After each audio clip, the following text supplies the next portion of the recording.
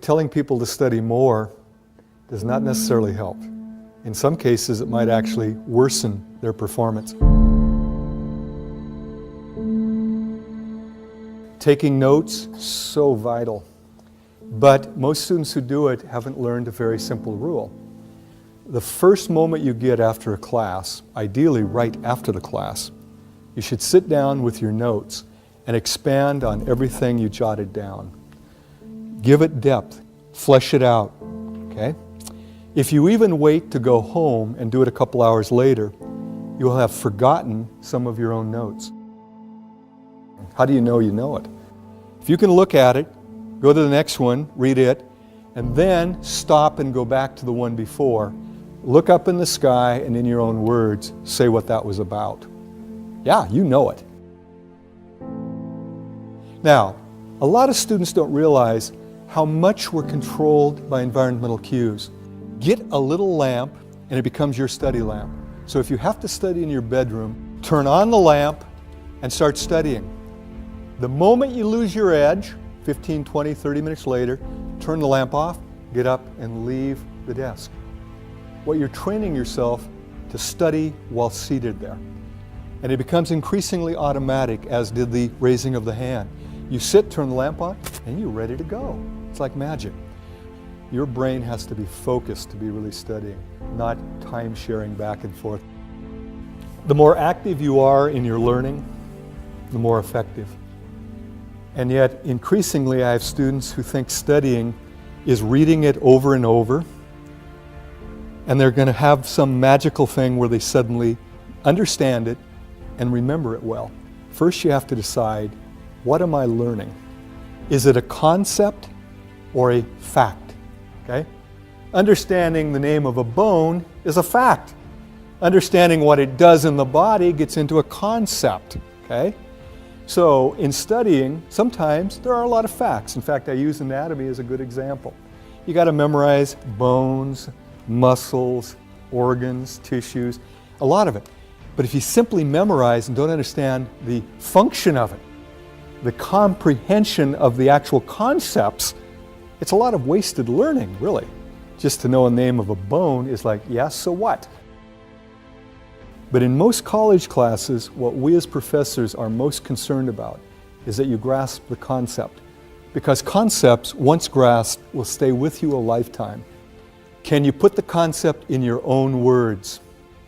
If you can't, you don't really understand it. Okay? It's not meaningful to you. To make it meaningful is a struggle. It's probably the biggest struggle you have as a student. But it's a struggle you need to do, or you're wasting your study time. People are incredible at confusing recognition with recollection. Your visual recognition threshold is so great, you can see a person once, see them years later and go, I know you. You've highlighted the most important stuff. You now go back to study it and you say, oh, I remember it. So do you study it? No. So what don't you learn? The most important part of the chapter. Most of you undo good studying by not sleeping adequately. We're not sure exactly how, but there's something going on. It involves the hippocampus. It involves the storage from a transitory long-term memory to a permanent, what we call consolidation. But we're getting increasing evidence that that consolidation process is dependent on rapid eye movement sleep, which if you're an adult happens about every hour and a half once you fall asleep. If you're not getting a good night, typically around 8 hours, you're not getting enough REM. What you've studied doesn't become permanent. And I can tell you there are studies that show simply by getting better rest, some students improve markedly in their performance because their brain now stores it a lot more efficiently. By the way, if you know anybody with sleep apnea, the biggest thing they'll tell you is, I can't remember anything. My brain's shot. It's like my memory's gone. Yeah, it is, because your REMing isn't happening because you wake up so often and you can't consolidate and store permanent memories. Here's the funny thing. There's no money to be made by telling people to get more sleep. So you don't hear about it on TV. Sylvian isn't telling you to get better sleep because they don't make any money. I tell students and they go, yeah, that's nice. but they continue to use their time for other things. It's kind of interesting, isn't it? The best advice, sleep better, and most of you will do better. Most of you won't even begin to take it. And I know why. You got so many other things to do. I'd ask you this, are they important? Is studying and learning the most important thing you're doing as a student? If so, maybe you need to give up some of the other activities. I have students tell me, I don't have enough time. There's 162 hours in a week? We all have the same amount of time. Marty has no more nor less than anybody in this room. The real question is, what do I do with my 162 hours?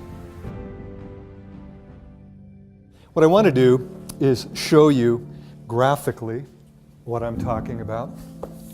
Let's say this is efficient studying, and I know there are no numbers there, but higher means more efficient, lower means low or no efficiency.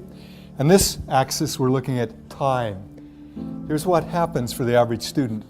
For her, 6 o'clock in the evening, after her supper at the residency dining hall, she plopped herself down at her little study area and started studying. But here's what happened.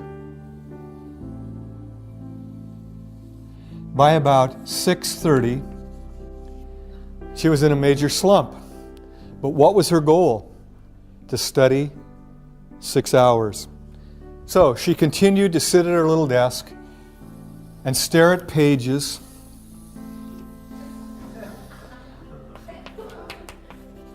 until midnight. She was at her desk 6 hours. How long did she actually study? About 20, 30 minutes.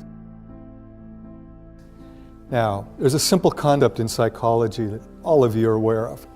Things that are reinforced, we tend to do more of. Things that are punished or ignored, we tend to do less of. We operate by those principles to a large degree. If you're sitting there for 6 hours, are you feeling good? No. Once you get here, you're looking at your book going, I hate geography. I hate literature. I hate psychology. All the things we're trying to get you to fall in love with, you're hating it. And so her actual good studying was followed by 5.5 hours of pain and misery. I would bet you, I don't know for a fact, that as the quarter progressed, she sat down, and finally she was done before she even started. She sat down and just stared at a book, and she flunked every class. The moment you start to slide, you're shoveling against the tide. What you need to do is what? Take a break. And here's what's cool about it. You can study for a half hour. It doesn't take a half-hour break to recharge your batteries. For most people, about 5 minutes. And this is where you go away, do something fun for 5 minutes, and actually say, this is my treat for having studied for 30 minutes effectively. Go back, and here's what happens. Your efficiency is nearly 100%. Study a half hour, take a break. Study a half hour, study a half hour. Now, had she done that, over a course of 6 hours, she would have got about 5.5 hours of serious studying and about a half hour of total break time. SQ3R. Survey, that's the S. Question, that's the Q. Then you have 3 R's. Read, recite, review. So, how do you do the survey? These are not novels. In a novel, you wouldn't want to read the last page, would you? Find out who done it, it'd ruin the whole thing. But this is a textbook. So what you do is you actually go through the entire chapter. You look at pictures. Okay? What's this about apples? What's this about a duck-bill platypus? Okay. And what you're doing is you survey, you ask questions. It only takes a couple of minutes to survey a chapter in any class. As you're surveying, you simultaneously raise questions. What you're doing then is causing you to be looking for answers.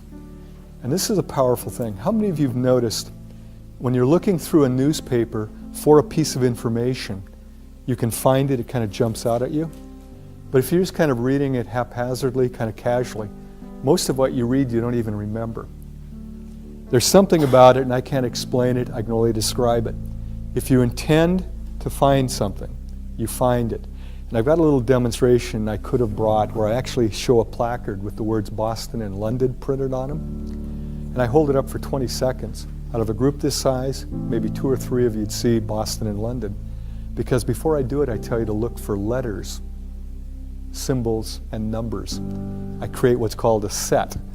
You're now expecting not to see words, but letters. And even though Boston and London are printed on diagonal, most people don't see it. Likewise, if you just kind of go through a book without asking questions first, you kind of skizz over the content. You don't have the search mechanism going, okay? The reading followed by the recitation, I talked about that. Technically, before a test, it should be review. It should be in the barn. Now you're just touching up to make sure you haven't lost anything or confused anything. But I know how this works. Because we schedule tests, most students don't start studying till shortly before an exam. And much like my friend, they put so much time all massed together and only study for about a half hour, pull all-nighters so they don't get the good rest, come in and do poorly. You're undoing yourself. If you start studying early and do some of the things I've talked about, by the time you get to the test, you're just reviewing at that point, not truly studying.